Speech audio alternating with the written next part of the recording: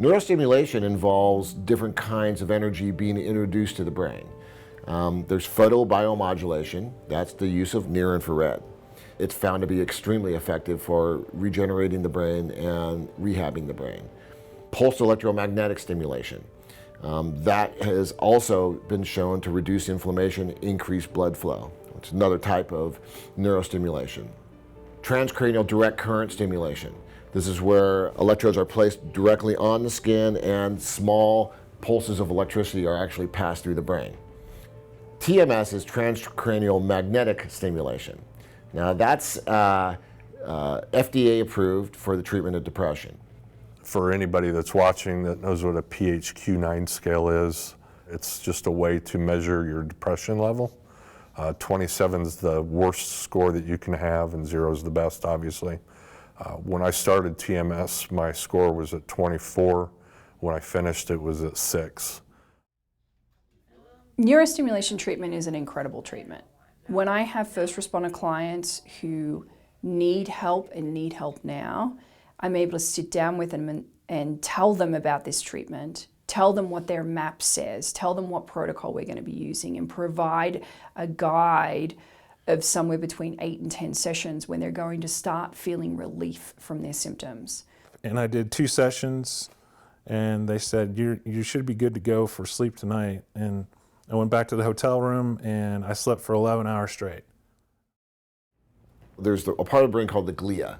So you have your limbic system, and then you have the glia. Another word in Latin would be glue. And then you have your cortex. And the glia are responsible for communications from the limbic system to the upper cortex. When you sustain a trauma like this, that the glia would get locked up. They would quarantine the trauma in an attempt to protect you. And so you could have access to a memory, but you really couldn't move it. You really couldn't work it through. You couldn't make it go away. It wouldn't fade like other memories do. And so the impact, the intrusive recollection of the memory would continue on and on. And that's one of the defining factors of PTSD. The glia have calcium ions and sodium ions. When you use a specific type of neurostimulation, calcium and sodium ions surge right under the site where you place the electrode. But what we learned was that once they surge, they cascade and it becomes global. The entire brain surges. Because it gets into the cells at a cellular level, into the mitochondria, and it allows it to release chemicals to rebalance that particular area of the brain. Now remember, the limbic system is going to talk to the cortex, and if the glia are surging, then this is where we have neuroplasticity. This is where we have connectivity between these two systems. And they start to surge, and then they start to communicate. And it puts the brain in a neuroplastic state, neurogenerative state, which means you can reform neural connections, neurotransmitters, dendrites can reconnect. Now they go into an accelerated form of connectivity, of neuroplasticity. And if you have something there that is quarantined, it quickly gets released. Not only do you have access to the memory, but now you have the ability to work it through therapeutically.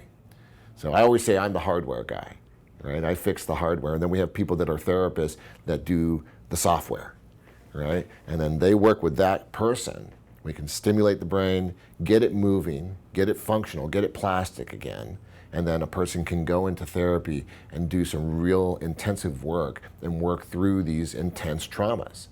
And that's a necessary part of healing trauma is individual psychotherapy.